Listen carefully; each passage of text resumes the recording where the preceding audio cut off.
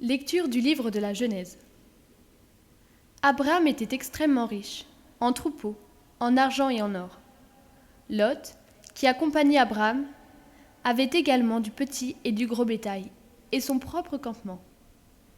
Le pays ne leur permettait pas d'habiter ensemble, car leurs biens étaient trop considérables pour qu'ils puissent habiter ensemble. Il y eut des disputes entre les bergers d'Abraham et ceux de Lot.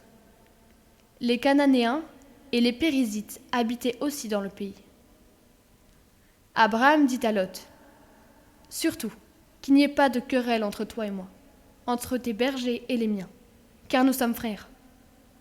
N'as-tu pas tout le pays devant toi? Sépare-toi donc de moi.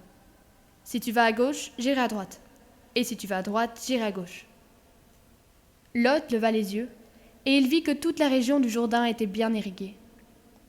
Avant que le Seigneur détruisît Sodome et Gomorrhe, elle était comme le jardin du Seigneur, comme le pays d'Égypte, quand on arrive au delta du Nil. Lot choisit pour lui toute la région du Jourdain, et il partit vers l'est. C'est ainsi qu'ils se séparèrent. Abraham habita dans le pays de Canaan, et Lot habita dans les villes de la région du Jourdain. Il poussa ses campements jusqu'à Sodome. Les gens de Sodome se conduisaient mal, et ils péchaient gravement contre le Seigneur. Après le départ de Lot, le Seigneur dit à Abraham, « Lève les yeux et regarde, de l'endroit où tu es, vers le nord et le midi, vers l'orient et l'occident. Tout le pays que tu vois, je te le donnerai. Et toi, à toi et à ta descendance, pour toujours. Je rendrai nombreuse ta descendance, autant que la poussière de la terre.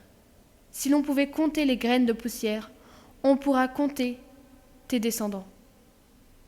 Lève-toi, parcours le pays en long et en large.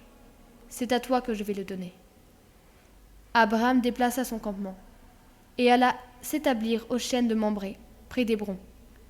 Et là, il bâtit un autel au Seigneur.